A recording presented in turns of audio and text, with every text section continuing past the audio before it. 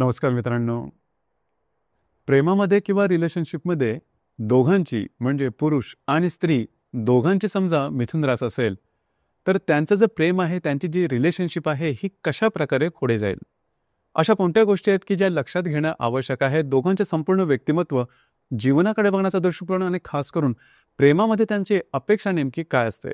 या राशीचं नेमकं मूळ कशामध्ये दडलेलं आहे? या सर्व संदर्भातली खुलासेवार चर्चा आपण या व्हिडिओमध्ये करणार आहोत. बऱ्याच वेळेस आपण दुसऱ्याला जाणून घेण्याचा प्रयत्न करतो, परंतु स्वतःबद्दल फारसा विचार करत नाही. स्वतःला आपण बऱ्याच वेळेस गृहीतच धरतो.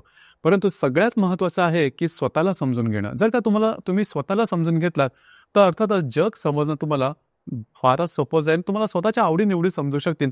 मग तुम्ही चूक की बरोबर हे तुम्ही स्वतःच ठरवू शकाल. अर्थात याकरता आजच्या व्हिडिओमध्ये दोघांची समजा मिथुन रास असेल, तर मिथुन रास नेमकी कशी असते हे जर का तुम्ही समजून घेतलं, तर अर्थातच रिलेशनशिपमध्ये तुम्हाला फारसे त्रास होणार नाहीत. मिथुन राशीबद्दल सांगायचं झालं तर कालपुरुषाच्या पत्रिकेमध्ये तृतीय स्थानामध्ये येणारी ही रास आहे, पुरुष रास आहे. या राशीचा जो स्वामी आहे तो बुध आहे. या राशीचं जे तत्व आहे ते वायू तत्व आहे आणि ही जी रास आहे ही द्विस्वभावाची रास आहे. सगळ्यात पहिली आणि महत्त्वाची गोष्ट ती म्हणजे बदल हा या राशीचा आत्मा आहे. बदल हा त्यांच्या प्रत्येक जीवनाच्या क्षेत्रामध्ये दिसून येतो. त्यांच्या आवडीनिवडीमध्ये, खाणपिण्याच्या त्यांच्या ज्या सवयी आहेत त्याच्यामध्ये, जीवनाचा बघण्याचा दृष्टिकोन, त्यांचे जे एथिक्स आहेत त्या संदर्भात सुद्धा, आणि बऱ्याच वेळेस काही गोष्टी ह्या बदल व्हाव्यात अशीच त्यांची अपेक्षा असते. अर्थातच त्यांचं राहणीमान जरी तुम्ही बघितलं तर आधुनिक शैलीशी जुळवून घेतलेलं असतं. अर्थात फारसं ठळक फॅशन करत नाही, मात्र फॅशनच्या संदर्भात त्यामध्ये नेमकं काही सांगता येत नाही. तसं नेमकं काही त्यांच्या जर मगाशी सांगितलं की बदल होत असतो, तर फॅशनचा जो संदर्भ असतो त्याच्यामध्ये सुद्धा बदल असतो, परंतु सोबत फॅशन करणं त्यांना बऱ्याच वेळेस आवडतं. दुसरी महत्त्वाची गोष्ट म्हणजे ही खूप चांगली आणि महत्त्वाची गोष्ट आहे, ती म्हणजे त्यांची वाणी, त्यांचं कम्युनिकेशन स्किल, संवाद साधण्याची त्यांची जी कला आहे ती अतिशय चांगली असते. हसत बोलणं, आपला मुद्दा सहजपणे मांडणं, हा जो भाग आहे हा भाग मिथुन राशीच्या स्त्री किंवा पुरुष दोघांमध्ये अतिशय चांगल्या प्रकारे दिसून येतो. आणि मुळातच लहानपणापासूनच फारच क्युरियस असतात. छोट्या छोट्या गोष्टी जाणून घेणं, छोट्या छोट्या गोष्टींवरती प्रश्न विचारणं आणि त्याची उत्तर माहिती करून घेणं, हा जो भाग आहे हा भाग मिथुन राशीच्या व्यक्तीमध्ये अतिशय चांगल्या प्रकारे दिसून येतो. त्यामुळे कुठल्याही व्यक्तीबरोबर त्याच्या आवडीच्या क्षेत्रासंदर्भात कम्युनिकेट करणं किंवा संवाद साधणं, हा जो भाग आहे हा भाग मिथुन राशीमध्ये खूप चांगल्या प्रकारे दिसून येतो. आणि हॅपी गो लकी असतात. म्हणजे यांच्या वैयक्तिक जीवनात कितीही त्रास असतील तरी ते त्यांच्या वागण्या बोलण्यावरून दिसणार नाहीत आणि हलकं फुलकं अशा प्रकारचं व्यक्तिमत्व असतं. खूप धीरोदात्तपणा किंवा खूप सिरियसपणा किंवा खूप मॅच्युरिटी यांच्यामध्ये तसं दिसणार नाही. अर्थात छोट्या मुलांसारखं यांचं व्यक्तिमत्व असतं. म्हणजे मिथुन राशीच्या व्यक्ती कितीही वयाने वाढल्यात तरी त्यांच्यामधला जो बालक आहे किंवा जे लहानपण आहे ते टिकून असतं, जो निरागसपणा आहे तो टिकून असतो. आणि त्यामुळेच होतं काय की यांचे जे मूड स्विंग असतात, जसं छोट्या मुलांचे मूड स्विंग असतात, हे दिवसातून बऱ्याच वेळेस होतात आणि छोट्या छोट्या कारणामुळे होतात. परंतु मूड गेले तर मूड परत येणं हा भाग सुद्धा तेवढाच सोपा असतो. ह्यांचे मूड चांगले होण्याकरता खूप महागडी गोष्ट असायला हवी किंवा खूप मोठं परिवर्तन आयुष्यात यायला हवं असं काही अजिबात नाही. अगदी सहजपणे सुद्धा ते स्वतःच्या गोष्टी आहेत त्या मांडू शकतात किंवा त्याच्यामध्ये आनंद शोधू शकतात. ही गोष्ट यांच्यामध्ये खूप चांगली असते. एकच गोष्ट आहे, 1-2 गोष्टी आहेत, यावर थोडंसं लक्ष देणं सुद्धा गरजेचं राहील. आता ही चांगली गोष्ट आहे खरं तर, की यांची आकलनशक्ती, ग्रहणशक्ती अतिशय चांगली असते. दुसऱ्याला समजावून घेण्याची जी पातळी असते ती खूप चांगली असते. फक्त निर्णय क्षमता आहे ती थोडीशी कमी असते. लक्षात घ्या, या राशीमध्ये कॉन्फिडन्स लेवल थोडासा कमी आहे. म्हणजे जबाबदारी जास्त आली की थोडीशी लवकर श्रिंक होतात. जबाबदारी जास्त आली तर मग ती कशी पेलायची याचं टेन्शन त्यांना लवकर येतं. आणि मग एकदा ही राशी आहे ती टेन्शनमध्ये आली तर मग त्याच्या वागण्या बोलण्यामध्ये, एकंदरीत चालीरीतीमध्ये पटकन तुम्हाला बदल दिसून येतील. म्हणजे तो नेहमीचा हसून बोलणं किंवा हसरा जो स्वभाव आहे किंवा हलका फुलका जो स्वभाव आहे तो त्यांच्या वाणीमध्ये, वृत्तीमध्ये, एकंदरीत बॉडी लँग्वेजमध्ये तुम्हाला दिसणार नाही. स्ट्रेस त्यांच्या चेहऱ्यावरती, त्यांच्या वागण्या बोलण्यामध्ये लगेच दिसून येतं. थोडंसं घाबरट असतं. त्याच्यामुळे निर्णय क्षमता थोडीशी कमी असते. जबाबदारी आली की थोडेसे लवकर श्रिंक होतात.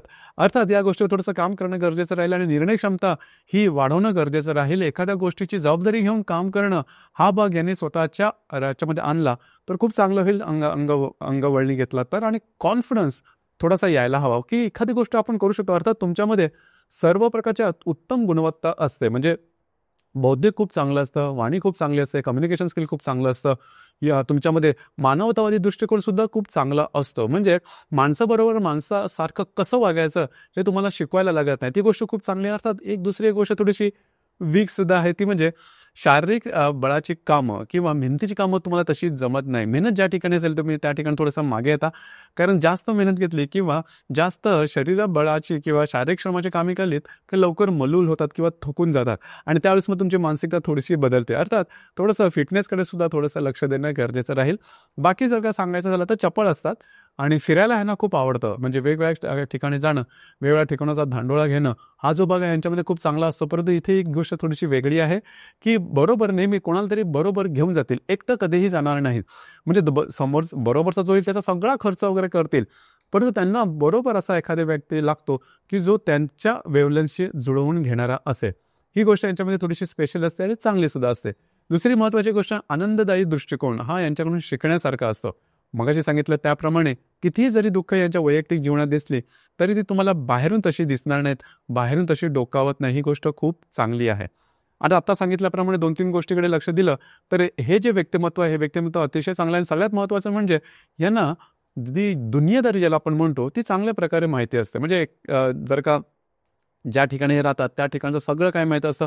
कुठल्याही माणसावर कसं बोलायचं, त्याची कळी कशी बोलायची, त्याला पॉझिटिव्ह कसं बनवायचं, हा भाग ह्यांना खूप चांगल्या प्रकारे जमतो. भाषेवरचं प्रभुत्व आणि त्यांच्यामध्ये असलेलं ज्ञान, या दोन्हीमुळे या गोष्टी सहज सोप्या होतात त्यांच्यासाठी. ही गोष्ट थोडीशी चांगली आहे. आता साधारण या राशीमध्ये एकंदरीत 3 नक्षत्र आहेत: मृग, आद्रा आणि पुनर्वसू. पैकी मृग नक्षत्राचे जे पुरुष असतात यांची वाणी तर चांगली असते, यांच्यामध्ये ज्ञानाचा भंडार अतिशय चांगलं असतं. म्हणजे पुस्तक वाचन करणं, थोडेसे पुस्तक वेडे असतात. त्यामुळे वाचन केल्यामुळे ज्ञान खूप चांगलं असतं, बोलणं खूप चांगलं असतं. कोणाशी किती कसं काय बोलायचं, कुठे थांबायचं, हा भाग यांच्यामध्ये खूप चांगल्या प्रकारे दिसून येतो. फक्त जास्तच थोडेसे अलर्ट असतात. त्याच्यामुळे एखाद्या गोष्टीचा निर्णय घ्यायचा झाला तर थोडासा जास्त वेळ घेतात. परंतु एक गोष्ट चांगली असते की यांचे निर्णय सहसा चुकत नाही. आद्रा नक्षत्र हे तसं बघितलं तर थोडंसं धीरोदात्त असतं आणि यांच्यामध्ये सुद्धा जे बौद्धिक असतं ते खूप चांगलं असतं आणि खास करून ज्याला आपण एक प्रॅक्टिकल जी इंटेलिजन्स असतं ते यांच्यामध्ये खूप चांगलं असतं, जी काही खूप चांगली गोष्ट आहे. एखादी गोष्ट जबाबदारीने पूर्ण करणं, हा भाग सुद्धा आद्रा नक्षत्रामध्ये खूप चांगला असतं. अर्थात यांच्या ज्या आशापेक्षा असतात जीवनाकडून या थोड्याशा मोठ्या असतात, परंतु त्या पूर्ण करण्याची जबाबदारी सुद्धा ते सहजपणे पेलवतात. ही गोष्ट खूप चांगली आहे. पुनर्वसू नक्षत्राबद्दल सांगायचं झालं तर पुनर्वसू नक्षत्र हे संपूर्णपणे थोडंसं वेगळं आहे. हे नक्षत्र दुसऱ्याच्या आधाराने पुढे जाणारं आहे. म्हणजे जी मगाशी मी गोष्ट सांगितली की स्वतःच्या हिमतीवरती निर्णय घेणं हे थोडंसं कठीण असतं, ते पुनर्वसू नक्षत्रामध्ये जास्त दिसून येतं. परंतु हृदयाचे खूपच ट्रान्सपरन्सी यांच्यामध्ये असते. म्हणजे जे काही यांच्या हृदयात असतं तेच त्यांच्या ओठांवर तर असतं आणि ओठांवर कधीही कुणाबद्दल वाईट शब्द येणार नाहीत किंवा वाईट भावना तयार होणार नाहीत. पटकन श्रिंक होणार आहे. जबाबदारी आली की गोष्टी थोड्याशा त्यांच्या अपेक्षेपेक्षा वेगळ्या झाल्या की थोडंसं घाबरतं, थोडंसं लवकर मलूल होतं. तर अशा प्रकारची जी गोष्ट आहे पुनर्वसू नक्षत्रामध्ये दिसून येते. मात्र पुनर्वसूचे जे नक्षत्र आहे ते थोडंसं भाग्यवान आहे. लक फॅक्टर याच्यामध्ये चांगलं असं बऱ्याच वेळेस अडचणीत सापडलं तर त्याच्यामधून मार्ग निघतो अनपेक्षितपणे. तर हा जो भाग आहे, हा भाग पुनर्वसू नक्षत्रामध्ये चांगल्या प्रकारे दिसून येतो. एकंदरीत तुम्हाला समजलं असेल की जी मिथुन रास आहे ही नेमकी कशा प्रकारची असते. अर्थात काही गोष्टी त्याच्यावरती ध्यान दिलं तर अर्थातच मिथुन जे रास आहे यांचं संपूर्ण जे जीवन आहे हे अगदी म्हणजे व्यवस्थित असतं. म्हणजे त्याचा तुम्ही फॉलोअप घेऊ शकता. फॉर एन एक्झाम्पल म्हणून तुम्ही घेऊ शकता. या 2-3 गोष्टी ज्या मी सांगितल्या की निर्णय क्षमता, थोडंसं वक्तशीरपणा, थोडंसं डिसिप्लिन आणि शारीरिक फिटनेसवरती लक्ष दिलं तर या राशीचे दोघे म्हणजे स्त्री आणि पुरुष अतिशय उत्तम असं जीवन जगू शकतात. जसं की आपण चर्चा करतोय आहे की लव्ह लाईफ यांचं नेमकं कशा प्रकारचं असेल. बघा, लव्ह लाईफबद्दल या दोघांना बोलणं, शेअर करणं हे खूप आवडतं. त्यामुळे त्यांच्या म्हणजे प्रेमामध्ये ह्या दोन्ही म्हणजे स्त्री आणि पुरुष मिथुन राशीचे लगेचच्या लगेच येतात. कारण निर्णय क्षमता अगदी पटकन घेऊन टाकतात. एकमेकांचे विचार पटले तर लगेचच्या लगेच रिलेशनशिपमध्ये येतात आणि बऱ्याच वेळा तुम्हाला समजणार सुद्धा नाही की यांची हे रिलेशनशिप नेमकी चाललेली आहे की नॉर्मल गोष्ट आहे. कारण यांचं फ्रेंड सर्कल भरपूरच असतं आणि प्रत्येक मित्रमैत्रिणीबरोबर तेवढ्याच उत्कटतेने, आत्मीयतेने बोलतात. त्यामुळे यांचं रिलेशनशिप नेमकं कोणाबरोबर आहे ते तुम्हाला लगेचच्या लगेच समजणार नाही. अर्थात ही गोष्ट थोडीशी महत्त्वाची आहे. कारण रिलेशनशिपमध्ये थोडेसे ज्याला आपण हे म्हणतो कमिटमेंट, ही सुद्धा तेवढी महत्त्वाची असते. कमिटमेंट जर का तुम्हाला देता आली नाही तर रिलेशनशिप पुढे वाढणं किंवा रिलेशनशिपची पुढची पायरीपर्यंत तुम्ही पोहोचत नाही. त्यामुळे रिलेशनशिप हे फक्त रिलेशनशिप राहतं. कधी ती फ्रेंडशिप वाटते, कधी ती रिलेशनशिप वाटते. अर्थात याबद्दल थोडंसं सिरियस होणं गरजेचं राहील. मी मगाशी गोष्ट सांगितली की रिलेशनशिपच्या बाबतीमध्ये सुद्धा थोडंसं लवकर तुम्हाला निर्णय घेता यायला हवा. तो निर्णय घेतला तर अर्थात जो सिरियसनेस आहे तो सुद्धा येतो आणि तुमची रिलेशनशिप ही आणखीन व्यवस्थितपणे पुढे जाऊ शकते किंवा जबाबदारीने पुढे जाऊ शकते. कारण तुमच्या राशीतला हा थोडासा नेगेटिव्ह भाग आहे की बदल हा तुम्हाला आवडतो किंवा बदल कधीतरी जाऊन करणं हे तुम्हाला जरुरीचं वाटतं. रिलेशनशिपमध्ये तसं केलं तर अर्थात रिलेशनशिप ही ब्रेकपर्यंत पोहोचायला वेळ लागणार नाही. अर्थात ही गोष्ट दोघांच्याही दृष्टीने तेवढीच महत्त्वाची आहे. आणि मोठ्या प्रमाणात असं सांगायचं झालं तर यांच्या रिलेशनशिपमध्ये तसे काही मोठे प्रॉब्लेम येत नाही किंवा फार मोठे, कारण दोघेही सगळ्यात महत्त्वाची गोष्ट म्हणजे ही जी रास आहे ही ॲडजस्ट करून घेणारी रास आहे. समोरच्याचं म्हणजे चुकलं जरी तरी लगेच त्याला माफ करणं किंवा त्याच्या परिणी विचार करणं हा भाग मिथुन राशीमध्ये अतिशय चांगल्या प्रकारे दिसून येतो. ही गोष्ट खूप महत्त्वाची आहे आणि आवश्यक सुद्धा आहे रिलेशनशिपमध्ये. या व्यतिरिक्त जर का तुमच्या रिलेशनशिपमध्ये काही प्रॉब्लेम कॉम्प्लिकेशन आले तर तुमची जी कुंडली आहे ते पाहणं थोडंसं गरजेचं ठरेल. कारण आत्तापर्यंत आपण जे काय अनुभवलं किंवा जे काय ऐकलं बोललं ते साधारणतः तुमच्या चंद्र राशीवरून होतं.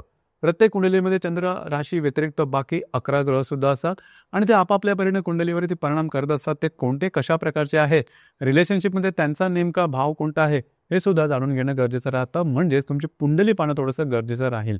मात्र आतापर्यंत जे काय आपण पाहिलं किंवा साधारण ऐकलं या संदर्भात जरी तुम्ही ते प्रत्यक्षात इम्प्लिमेंट केलं तरी सुद्धा तुमची जी रिलेशनशिप आहे रिलेशनशिप व्यवस्थितपणे पुढे जाऊ शकेल. आपले या संदर्भातले विचार काय आहे, आपले अनुभव काय आहे, खाली कमेंट बॉक्समध्ये नक्की कमेंट करा. धन्यवाद.